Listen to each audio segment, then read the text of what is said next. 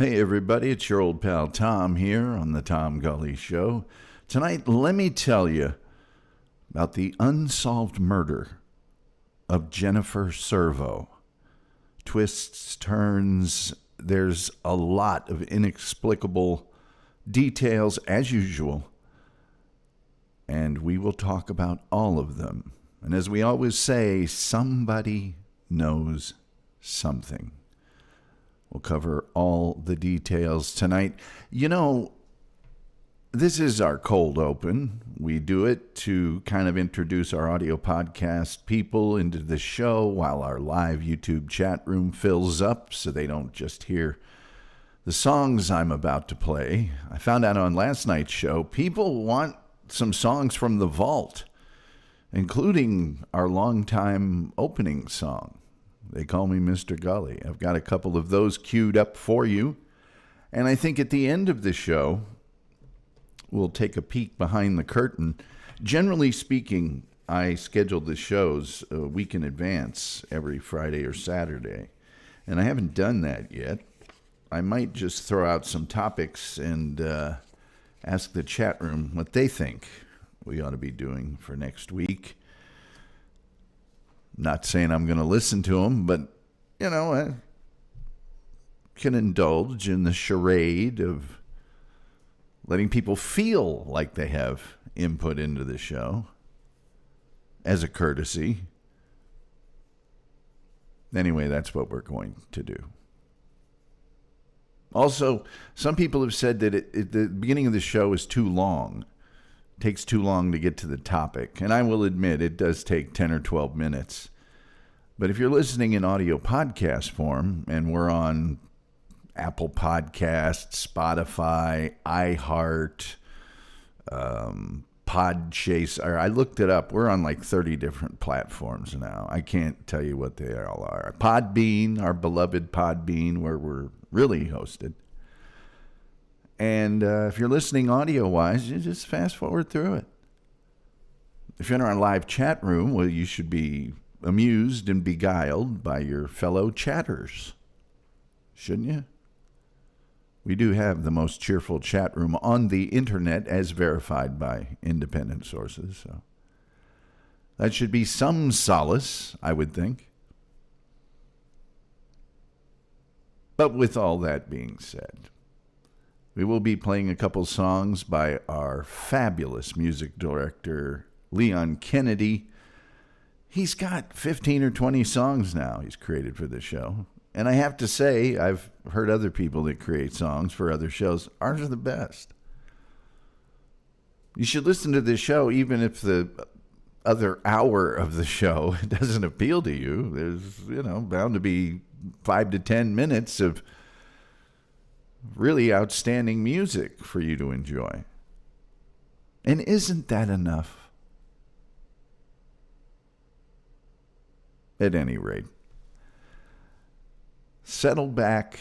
We are going to play the song everyone clamored for. They call me Mr. Gulley.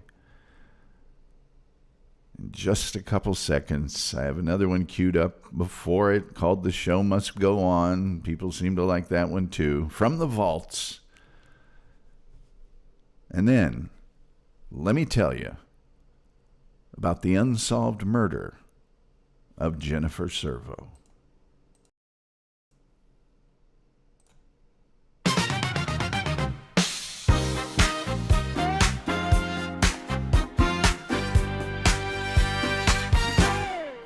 When the daylight's fading and the world feels wrong, there's a voice on the airwaves, steady and strong, from the heart of the internet's wild frontier.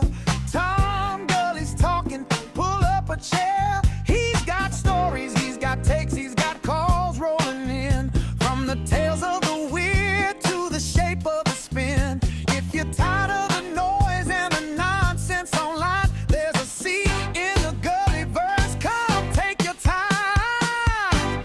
The show must go on. The show must go on, with the mic burning bright through the dusk to the dawn. Yeah, whatever goes wrong, the Tom Gulley Show lives on. The show must go on. He's the radio outlaw with a charm so sly, a storyteller's cadence and a wink in his eye. From the ghosts in the attic to the news of the day, Tom breaks it all down in his signature way. He's the king of the ramble, the lord of the yarn. He'll take you from evening straight through to dawn, with callers so strange you'd swear they're a bit. But Tom never wavers, he just rolls with it. The show must go on, the show must go on, with the mic burning bright through the dusk to the dawn. Yeah, whatever goes wrong, the Tom Gulley Show lives on. The show must go on. So grab your Dr. Pepper and settle in tight. Tom's firing up the airwaves tonight.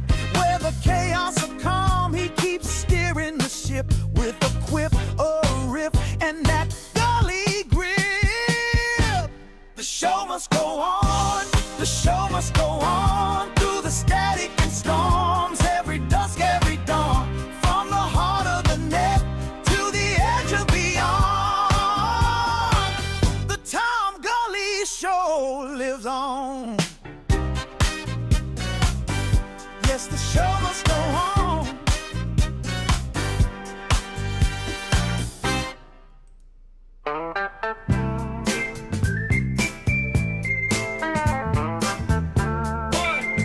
One, two, three, four. They call me Mr. Gulley. I've got something for your ear. Now it might sound kind of funny, but I'll make it very clear. So what we talking about? We're talking about spiders, and we're talking about pervitin', and we're talking about Bigfoot. I'm here to tell you where he's been. They call me Mr. Gulley. I'm here to save the day. They call me Mr. Gulley, and I'm gonna lead the way. They call me Mr. Gulley. I'm here to save the day. They call me Mr. Gulley, and I'm gonna lead the way. Here we go now. I'm talking about Mr. Gulley, and you don't know where he's been. Oh no, he's been right in your alley. Well, I'm Mr. Gulley, yes I am. So what we talking about? We're talking about spiders, and we're talking about pervitin', and we're talking about Bigfoot. I'm here to tell you where he's been. They call me Mr. Gulley. I'm here to save the day. They call me Mr. Gulley, and I'm gonna lead the way. They call me Mr. Gulley. I'm here to save the day. They call me Mr. Gulley, and I'm gonna lead the way.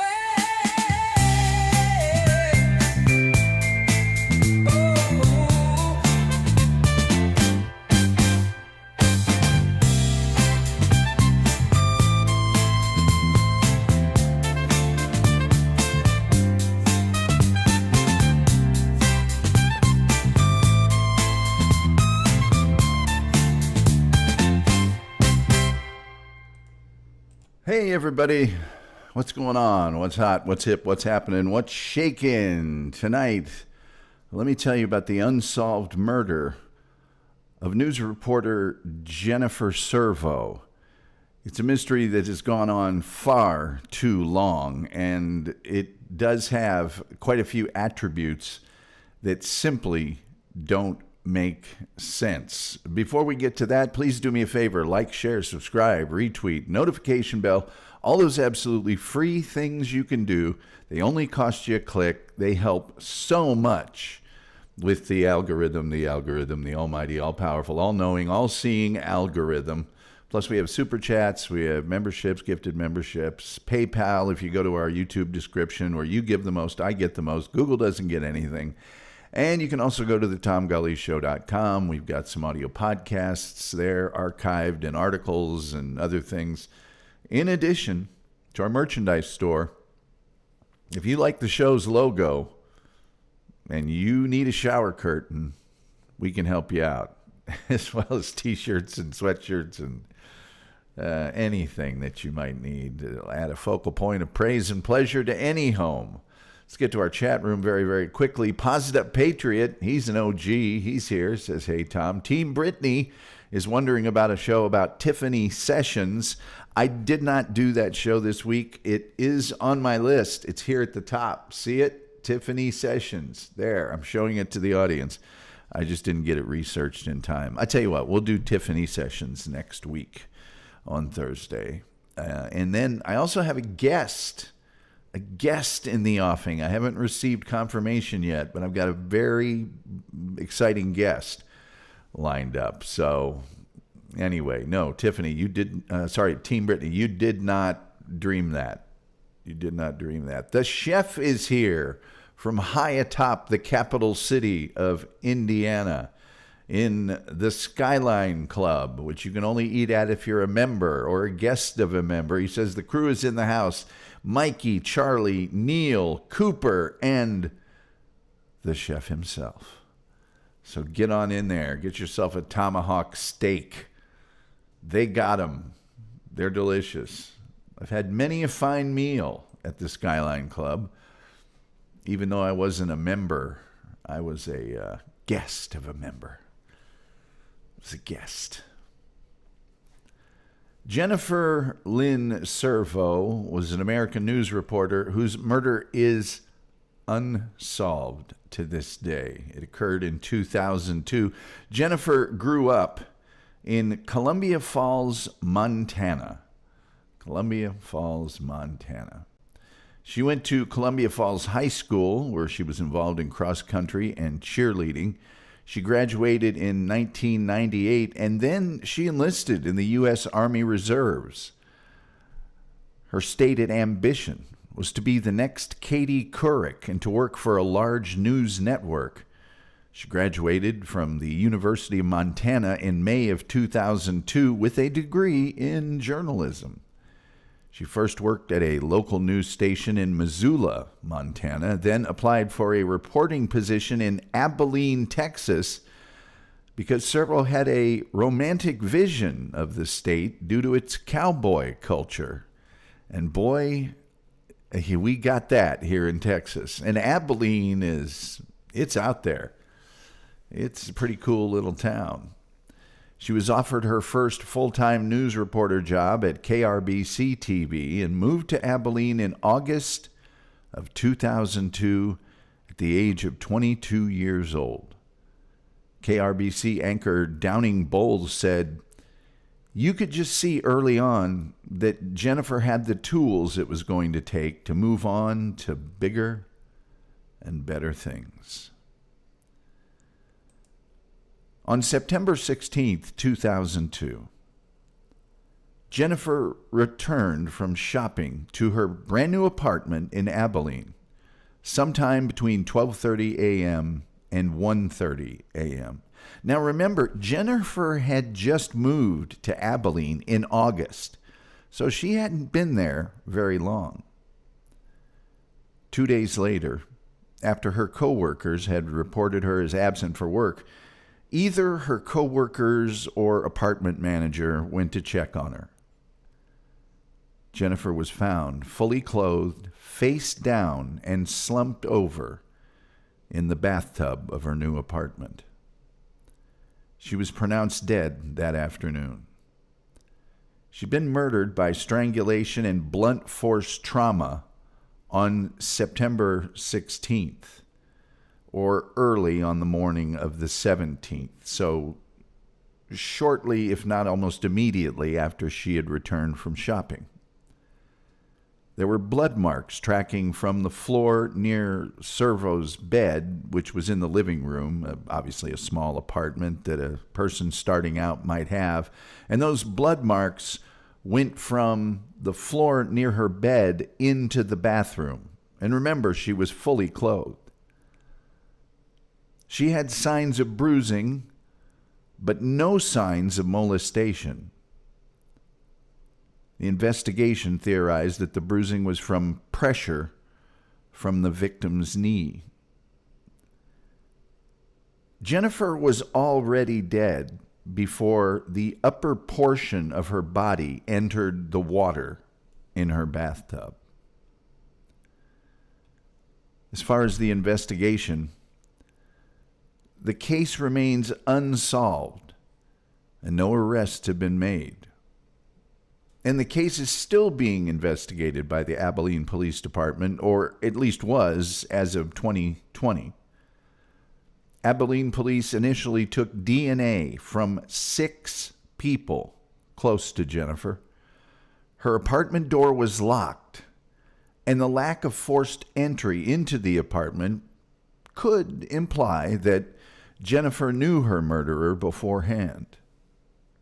A friend claimed that Jennifer would not open her door for a stranger because she was nervous after moving to a new city. She'd even gotten a local P.O. box so that she wouldn't receive mail at her apartment.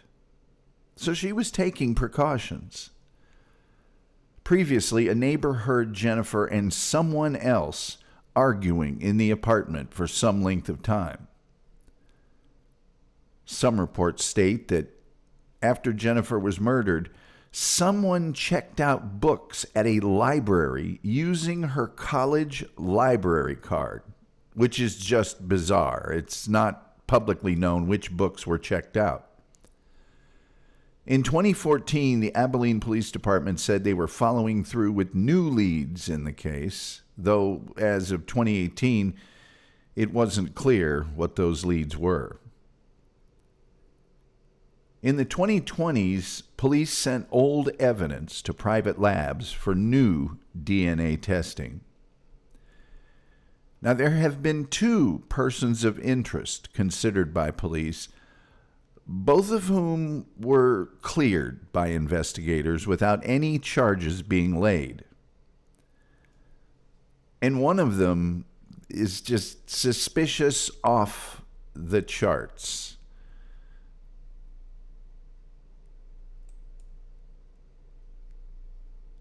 Jennifer's relatives and investigators initially believed Ralph Sepulveda, Jennifer's former boyfriend, was a person of interest.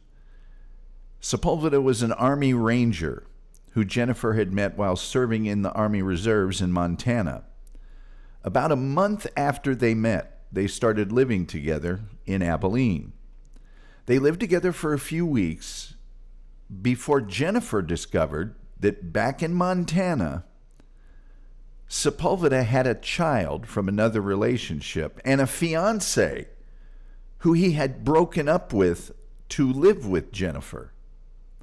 After the breakup, Sepulveda moved to a different apartment in Abilene. According to Jennifer's friend, about 3 weeks after they broke up, he asked if they could start dating again, and Jennifer said, no, not interested. Investigators obtained a letter that Sepulveda had written to his ex-girlfriend saying he still loved her and no longer had any feelings for Jennifer. This guy's all over the board. Weeks after moving apartments, Sepulveda moved out of Abilene and re-enlisted in the Army for active duty. He told police he was home the night of the murder, having fallen asleep around 10:30 p.m. Sepulveda did not ask the police any questions about the murder, and he seemed guarded. His behavior and the potential motive considered, investigators at one point believed the district attorney could charge Sepulveda with murder. But it never happened. Brian Travers is a man who was Jennifer's co-worker and was a weatherman at KRBC, and he also became a person of interest. But he was cleared because investigators did not believe Travers was a strong candidate. Apparently, Travers and Servo had what was described as a brief romantic fling. Oxygen wrote that based on entries in Jennifer's diary, it seemed he was more into her than she was into him. Importantly, they ran errands together hours before her death.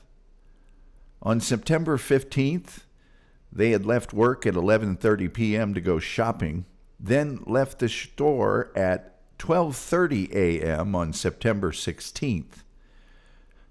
Travers told police that a car had been following them that night.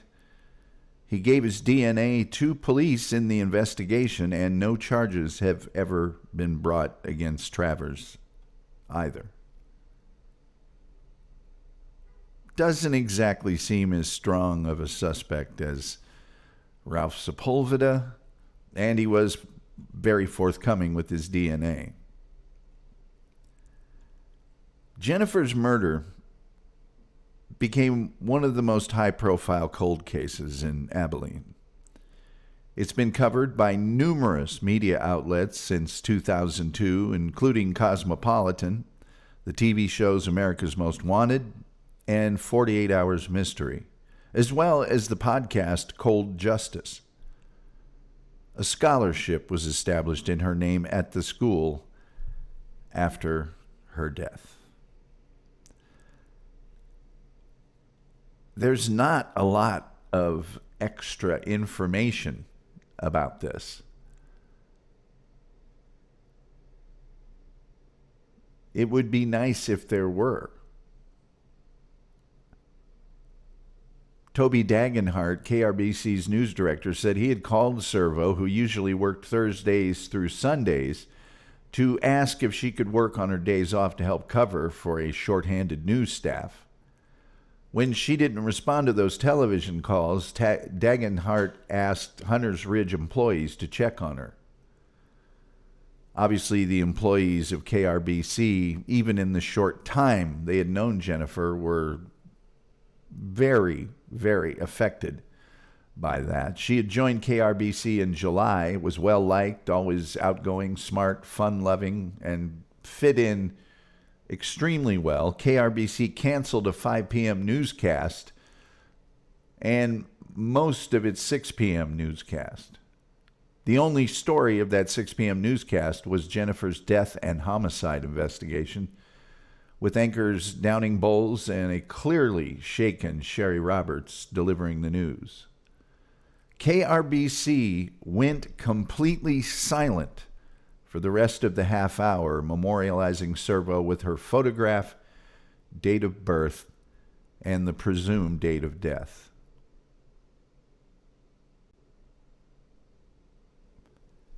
What do you folks think? I'd be very interested in your opinion. But again, somebody knows something. And the fact that this has gone so cold is very, very, very troubling. I guess you could say there are some,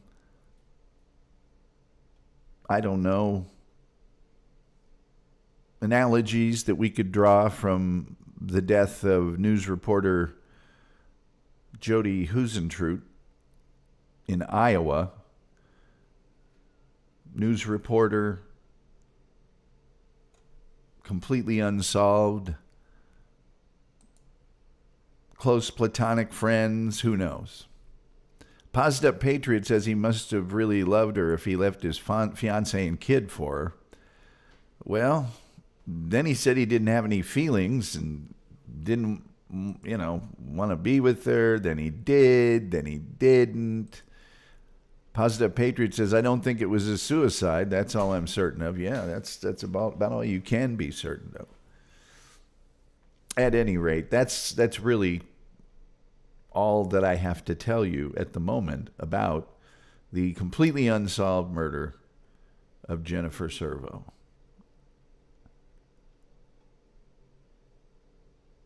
It just seems like somebody knows something, as usual. As usual. I know it's a pretty short one today, but there's just not a lot of background or information. The fact that there was no molestation would lead one to believe maybe it was an argument that got out of hand. Who knows? Who knows? Because it was strangulation and blunt force trauma. That would depict quite a deal of rage and anger. And the neighbor said that there was arguing for some time in her apartment at one point. Certainly a breakup like that where people moved quite a distance and ostensibly were going to be together, and then nope, just found out you've got a fiance and a child. Now, let's be clear. It's not very clear whether the fiance was the mother of the child. He could have had a child with someone else and then had another person that was a fiance. Team Brittany says, nope, not a suicide. I agree.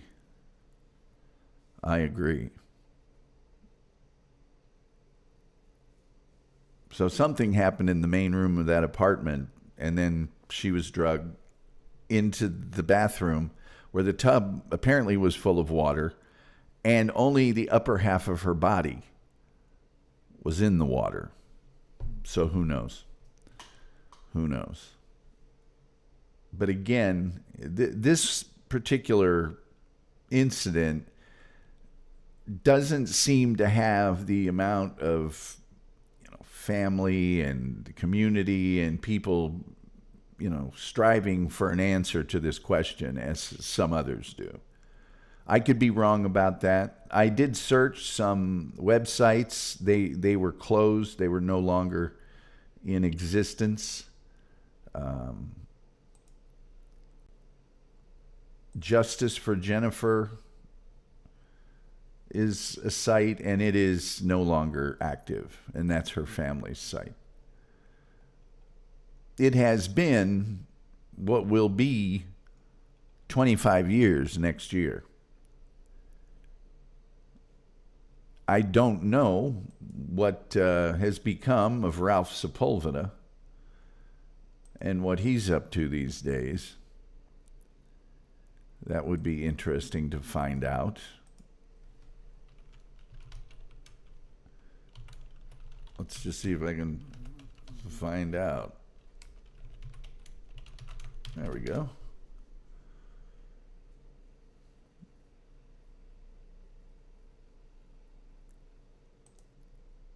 I think I can find out some information here.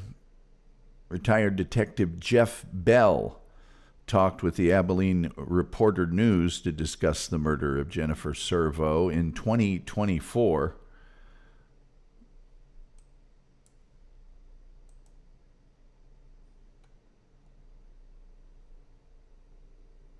He's apparently haunted by the... Oh, that's fabulous. That's just fabulous. That's wonderful. That, I don't know if you guys can still hear my voice or not.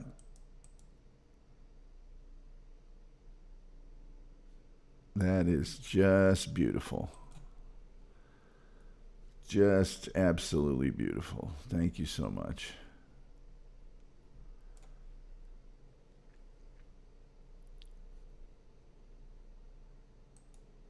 Well, are we still up now? And that's one of those websites you go to. These newspapers have them now. And it just shuts your computer down because there's so many pop-up ads and ridiculousness. It's, I don't know why the newspaper business is going out of business. Hard to say. Oh, the sound is fine? Great. Well, I'll try it again then. I'll give it another try then. Why not? Why not roll the dice again? I'd like to say thanks to the people at the Abilene Reporter News. Yeah, and now they want me to subscribe. That's not going to happen. That's not going to happen, Abilene Reporter News. I don't get that. It's like, why wouldn't you just make content that people want to see, and then you don't really need to charge for, you know?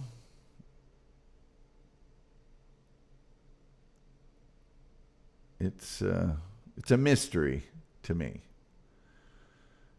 All right, let's try another one here. Let's try another one.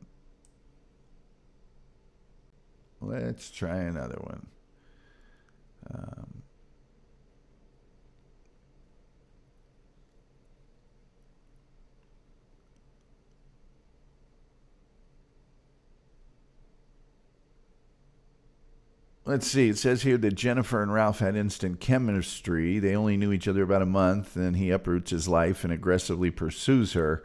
But within weeks, Jennifer realized she'd made a mistake. They only lived together a few weeks before she kicked him out, feeling misled. She learned he had that fiance and a child from another relationship in Montana. He withheld those details. He moved into another apartment nearby.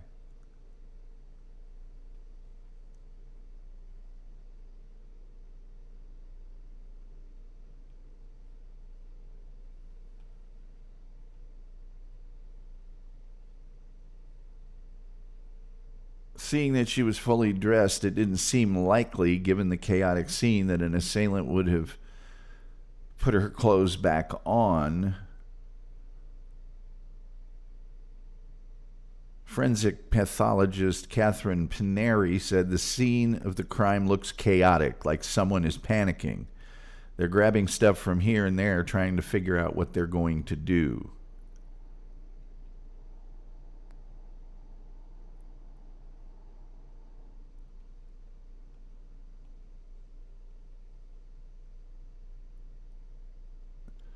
Servo and a friend spoke on the phone after Jennifer returned to her apartment, hanging up at about 1:39 p.m. Police said the weatherman, Travers, was cooperative during the initial investigation and even helped officers in a walkthrough of the victim's apartment. And he reported that strange car hours before seeing someone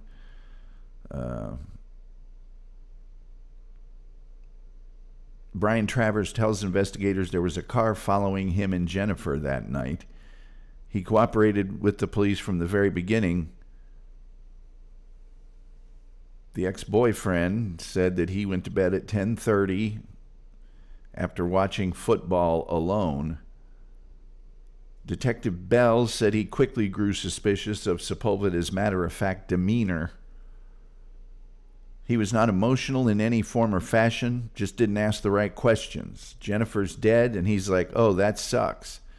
He never asked how did she die, what happened to her, never asked for the details that you would expect someone to ask.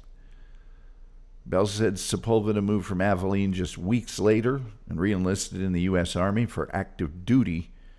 Sepulveda cut ties with any mutual acquaintances of Servo's, while Travers, contrastingly, attended Servo's funeral and kept in touch with the victim's family over the years.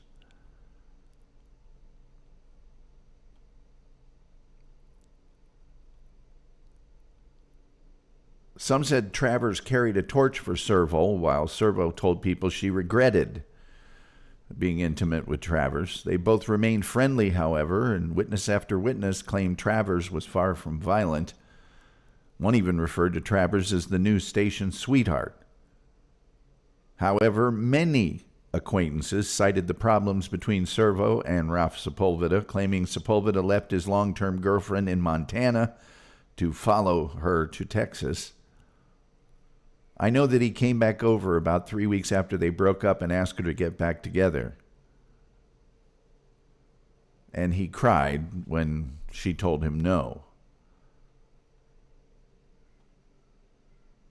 Two of Servo's closest female friends told Cold Justice that Servo said she was unhappy with her intimate relations with Sepulveda, claiming he enjoyed strangling her, which Servo disapproved of. A review of Servo's diary also showed that Sepulveda allegedly bullied his way into moving with Servo to Texas and was mooching off her financially and emotionally. The cold case team wondered if the suspicious car following Servo and Travers hours before the murder was driven by a jealous Sepulveda.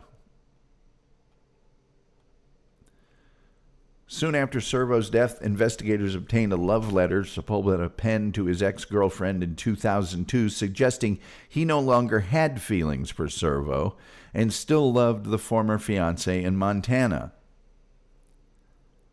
The woman claimed she and Sepulveda had been together for 3 years. She said she spent the summer of 2002 in Phoenix, Arizona, looking for work, during which time Sepulveda was developing a new relationship.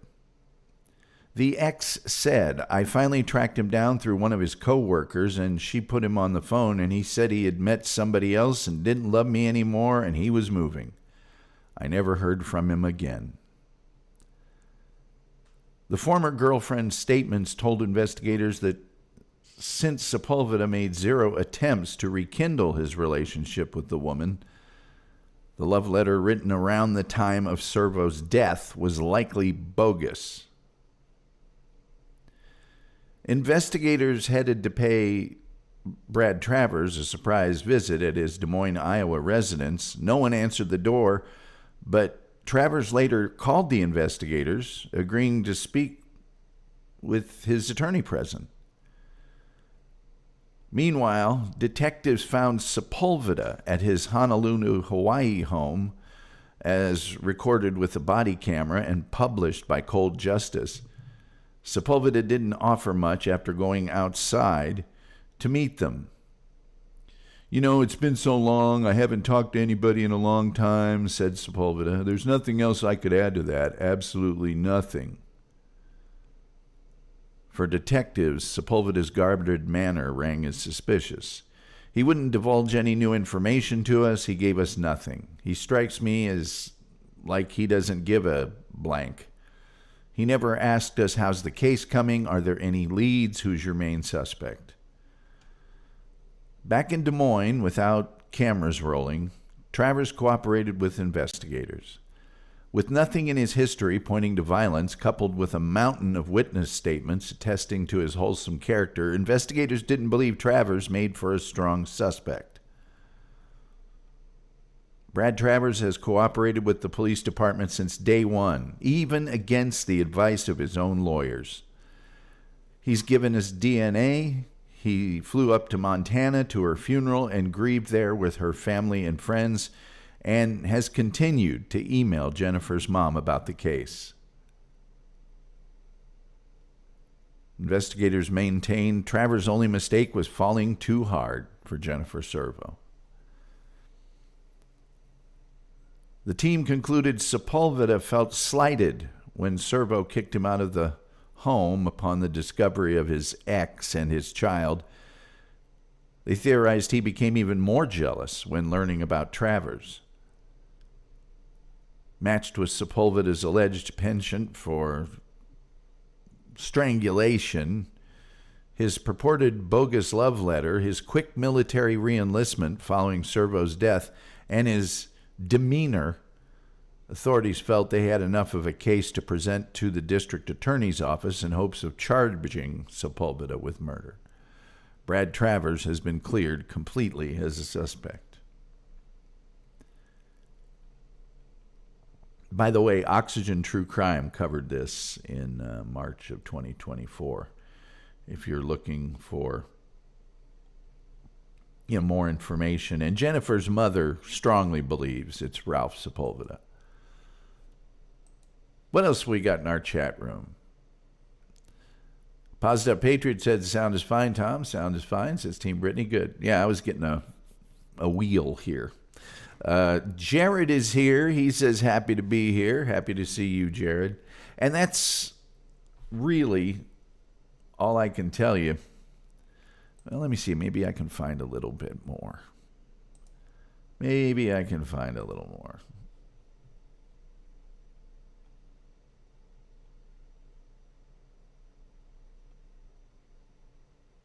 There's really no more information about Ralph Sepulveda. And that's what I would be interested in seeing. I'm sure they checked wherever he was living to see if anyone saw him coming or going. In this day and age, security cameras might have been able to catch him, but in 2002, that wasn't as much of a given as it is now. Positive Patriot said, so why didn't they charge him? Well, all they had was 100% completely circumstantial information. It's hard to say. They did have the letter. They had, and I don't know if it would have been deemed hearsay, the testimony of friends, and maybe something from the diary indicating his predilection for strangling. But there was no molestation, at least during the murder.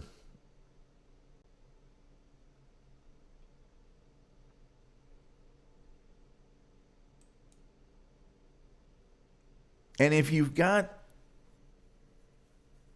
family or loved ones, not just girls, but also guys in their 20s, we all remember our 20s, and we all remember how fun and how fast things can happen. But you do not move in with somebody after a month. I know. There'll be people that say, oh no, my parents got married 2 days after they met. Yeah, that's the exception that proves the rule. You just don't do it, especially if you're a young lady.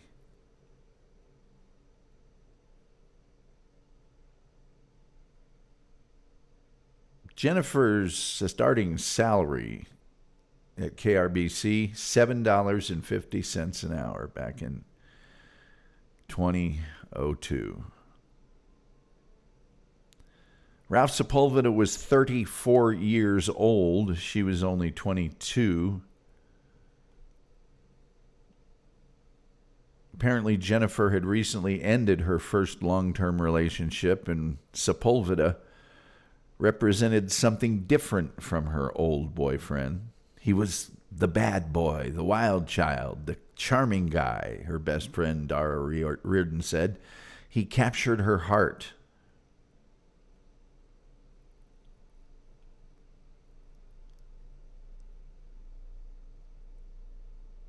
By the way, Ralph Sepulveda apparently was not a great dad. He never, or rarely, if ever, saw that child.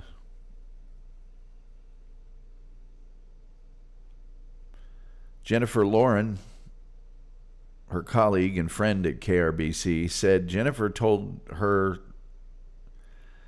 that Ralph wanted to choke her while they were being intimate, and she did not like that at all. So it seems like, I don't know. I don't know. It just seems like that is a mountain of circumstantial evidence. Team Brittany says, I'm guessing the old not enough evidence thing, but I don't know. It's horrible. And it's one of those if onlys. If only someone had seen him arriving or leaving his apartment or her apartment.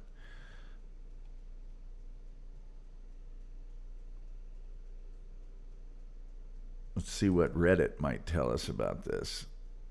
Oh, it doesn't look very much.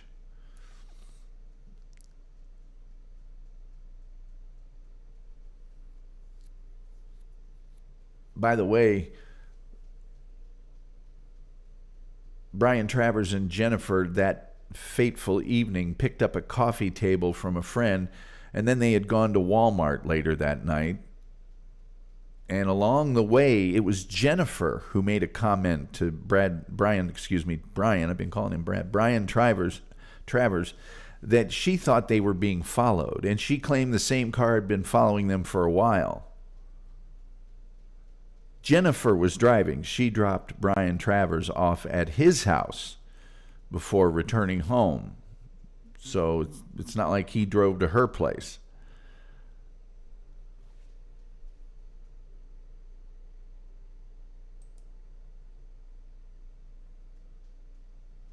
When she got home, records from the phone indicate she called a former boyfriend in Montana, Dave Warren. Warren said Jennifer never mentioned anyone following her that evening, and sometime after that phone call, she was murdered.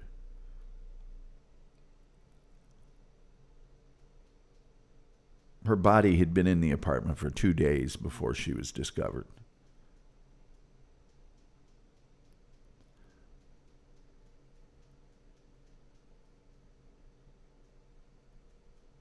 Apparently, there was a substantial amount of trace evidence from the scene, but much of it was contaminated by Jennifer's pet cat.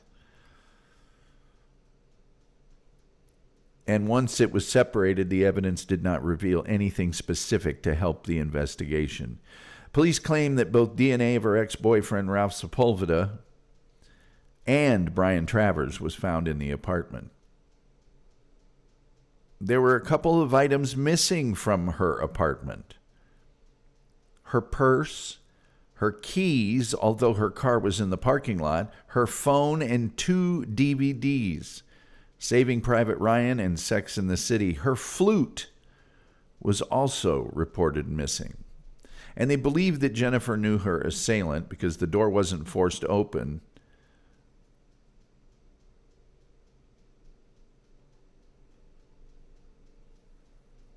Sepulveda apparently was a reserve training instructor.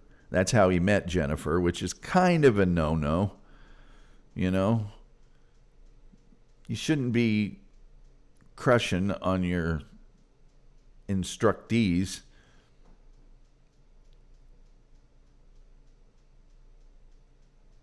Apparently, there's only one source of this, but one source said Sepulveda had 2 criminal charges of very unsavory things filed against him in Phoenix.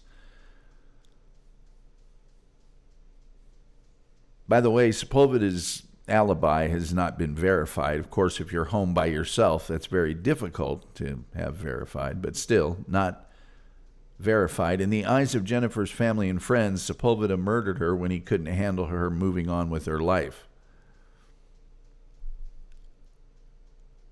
2 of Jennifer's friends, not just one, claim that Jennifer told them Ralph liked to choke her when they were being intimate.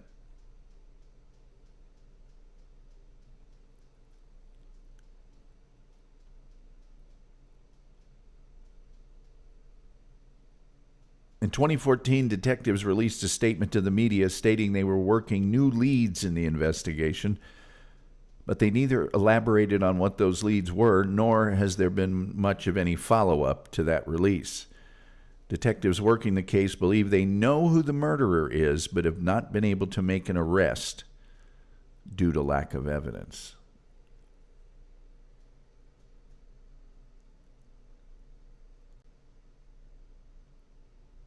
Also, apparently, Sepulveda dropped everything to follow Jennifer to Abilene, even after she asked him not to.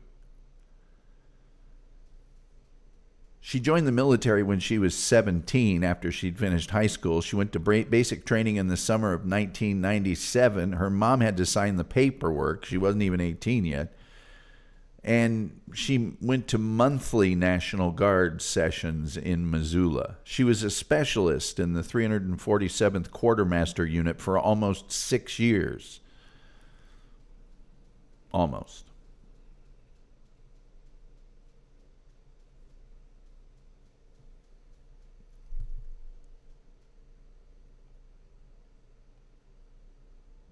The day after her funeral, investigators got their first lead. They'd received a phone call from the stepfather of Edward Semper, a man in Beauregard Parish. They say he told police that Semper had been in contact with Jennifer over the internet and had made plans to travel the 450-mile trip to Abilene to meet her in person. Semper was tracked down and arrested on warrants from Illinois for a probation violation. He was interviewed in regard to Jennifer's murder, and he denied any involvement and denied he was ever in Abilene. His alibi checked out, and he was ruled out of inquiries.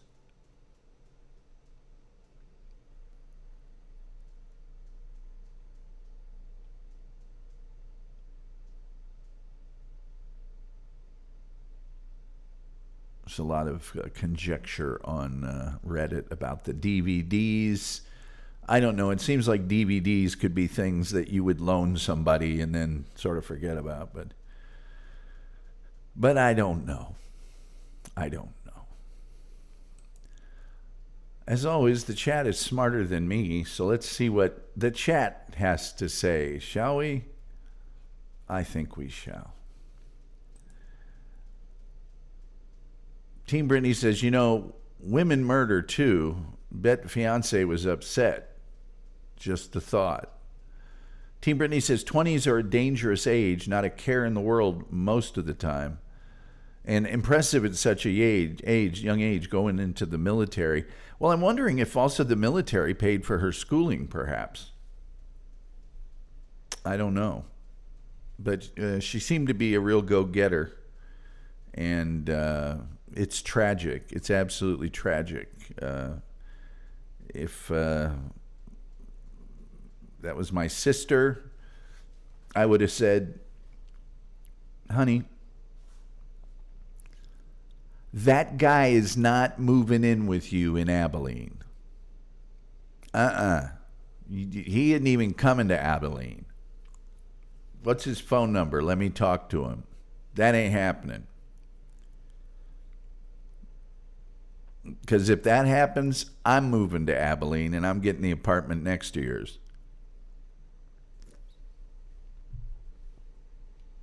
Trust me, he'll leave real quick. And I'm not saying 34 marrying 22 is always a bad thing. I know people that have that gap, but usually that difference in age is successful when the younger person is 10 years older.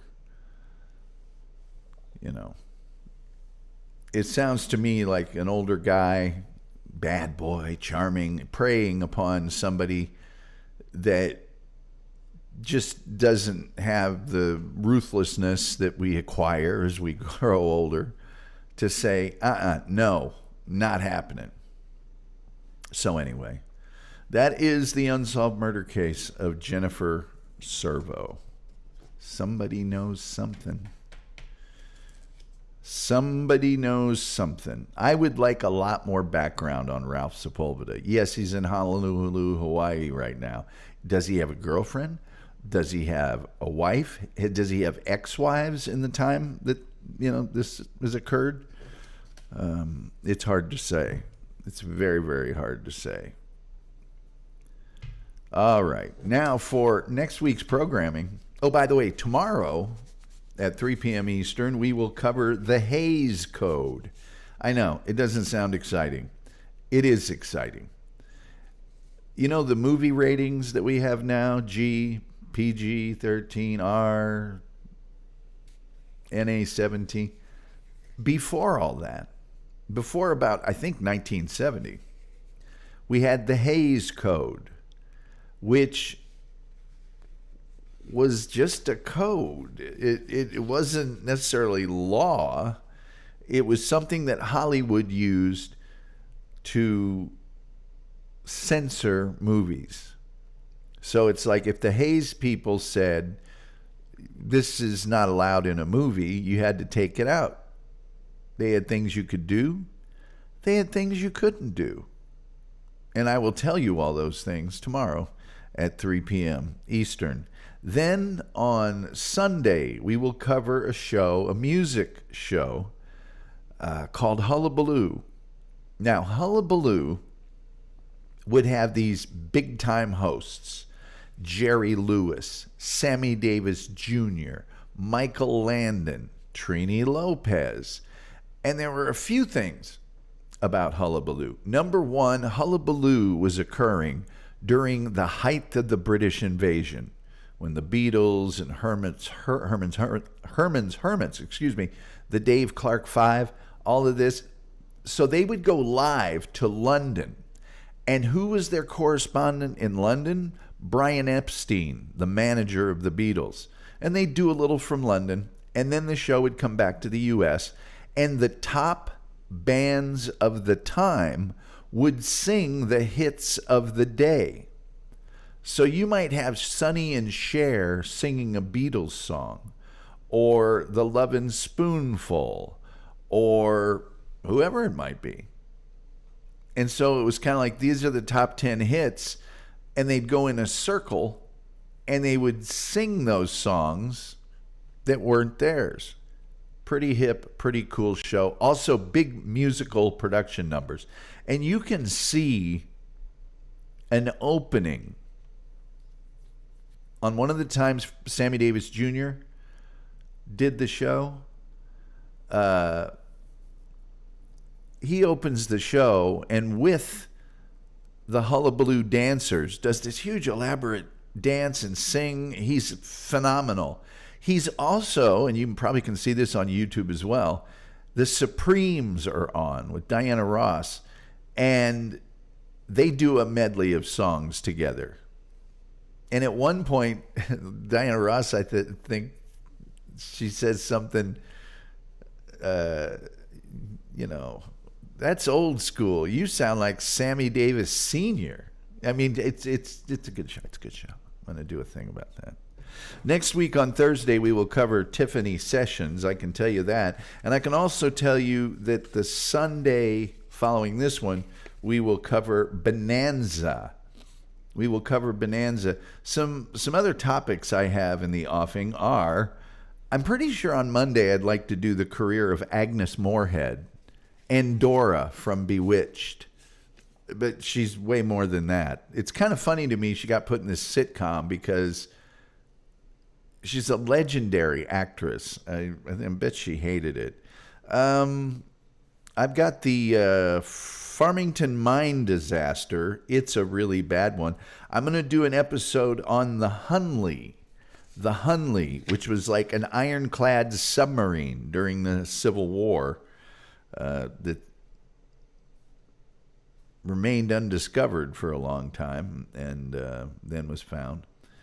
Let's see here. I could do Shirley Bassey. I could do Mario Andretti, Audie Murphy, Steve McQueen, the Rat Pack, Dandruff.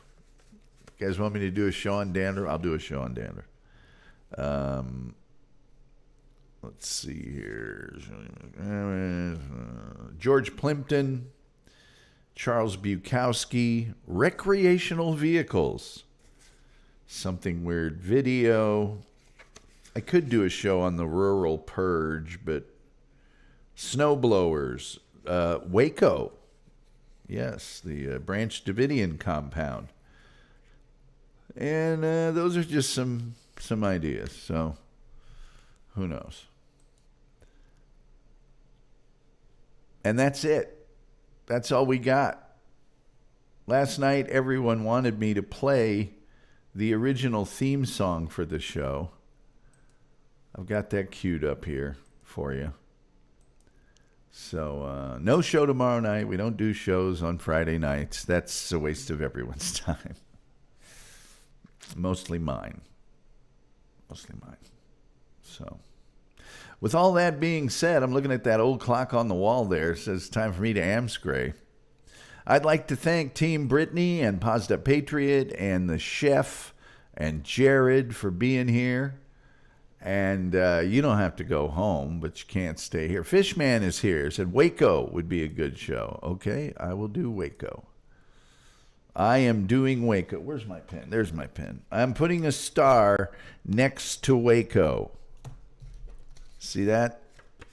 Fishman, see that star right there? That's for you, buddy.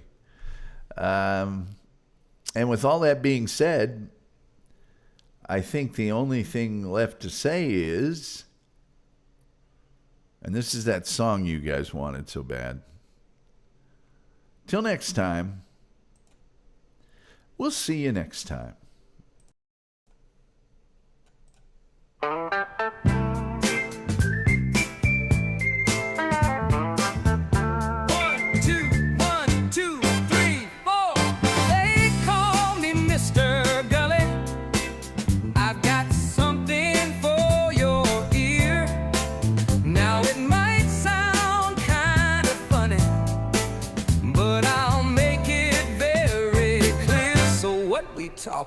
We're talking about spiders, and we're talking about pervitin, and we're talking about Bigfoot.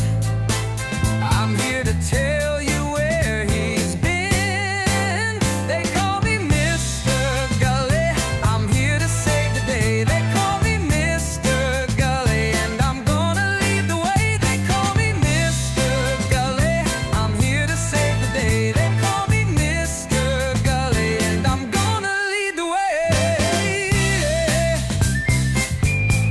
Here we go now. I'm talking about Mr. Gulley, and you don't know where he's been. Oh no, he's been right in your alley. Well, I'm Mr. Gulley, yes I am. So what we're talking about? We're talking